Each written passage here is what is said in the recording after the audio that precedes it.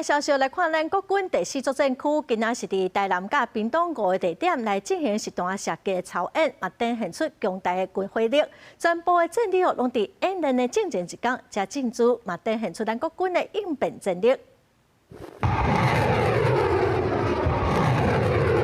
火箭一發接一發，聲音震撼，射對前背準去。3台 MK30、3台 MK15，總共6台，雷霆2261發的飛彈，早起8點半佇遠方現場進行重炮射擊，另一頭鳳岡北的海邊，刷寶載滿 M1空自走炮和155公里榴彈炮，排甲整齊，同時發射。國軍除了展現強大火力和打擊能力，現場的民眾嘛看甲足入迷。哇，很震撼，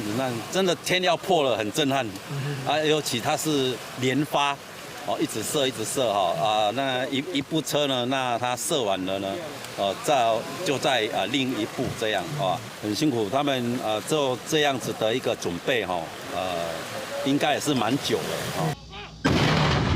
除了屏南3個地點，台南的迄球刷寶阿兵哥用上急的速度裝炮彈，一擺榴彈炮展示炮兵的作戰能力。陸軍特別軍團這擺演習的是模擬中國軍隊想要對台灣刷寶登陸，國軍針對中近3個距離的目標，使用雷霆2000火箭系統，結合自走炮和榴炮彈，甲敵軍規個包圍打擊。不過無同的是，進前操演軍團攏會提早刷位，這擺是前一天宣布地點，考驗國軍刷位的速度。以往的演練。現在更加強調，就是變成有想定無劇本，在作戰區內已經知道有哪些紅色沙灘，比如說洗漱海灘，就是第一可能登陸點，所以平常都會有一些計劃。那無劇本就是臨時宣布一個狀況，然後部隊進入陣地。陸軍特別軍團這擺大動作，在南部地區5個地點同時進行射擊演練，現場充滿備戰氣氛。國軍展現出耍位能力和戰力，用實際行動展示守護國家的決心。